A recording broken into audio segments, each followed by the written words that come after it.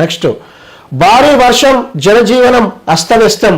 నగరంలో కురిసిన భారీ వర్షం కారణంగా మల్కాజ్గిరి, ఆనంద్బాగ్, ఆర్కే నగర్, వాణినగర్, గౌతమ్ నగర్, మిర్జాలగూడ, చిన్మయ్ మార్గ్, జ్యోతి నగర్, వినాయక్ నగర్, నేరెడ్మెట్, మౌలాలి, దీన్ దయాల్ నగర్ తదితర ప్రాంతాల్లో రోడ్లన్నీ జలమయమయ్యాయి.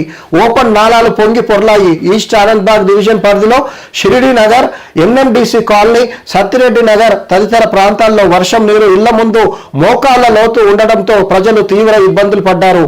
అప్రమత్తమైన జిహెచ్ఎంసి ఎమర్జెన్సీ మాన్సూన్ టీం వరద నీటిని తొలగించారు. చూడు, నిన్న వర్షం పడ్డది, కేవలం ఒక గంటన్నర పడ్డది వర్షము. సో మల్కాజ్గిరిలో పరిస్థితి ఏంది చూడండి ఒకసారి.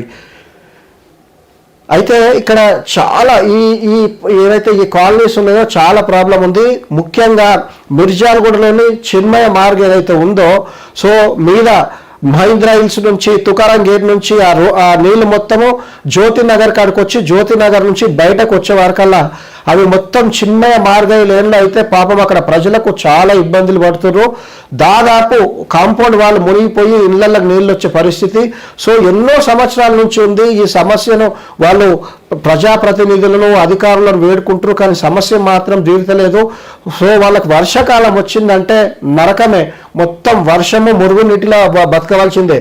ఇది చూడండి, ఇగో సత్తిరెడ్డి నగర్లో నీళ్లు వచ్చినాయి ఫుల్గా. ఆనంద్బాగ్ ప్రధాన రోడ్ మార్గంలో మెయిన్ రోడ్ పైన కూడా ఇన్ని నీళ్లున్నాయి.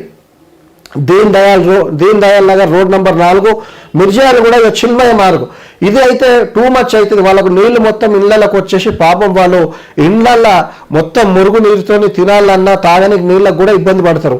ఆర్కే నగర్ బ్రిడ్జ్ వద్ద సహాయక చర్యల్లో మళ్ళీ ఇక మిర్జాలు కూడా. సో చిన్న వర్షం ఆలోచించండి ఒకసారి అధికారులు, ప్రజాప్రతినిధులు. ఓ 2 గంటలు వర్షం పడితేనే ఇట్లా అయింది. ముంబైలను, అస్సాంలో పడ్డట్టు కంటిన్యూ ఒక వారం రోజులు వర్షము బ్రేక్ లేకుండా నిన్న పడ్డట్టు వర్షం పడితే అసలు ఉంటుందా? మల్కాజ్గిరి మొత్తం మునిగిపోతుండొచ్చు. మరి మీరు ఒత్తప్పుడు ఏం చేస్తారు?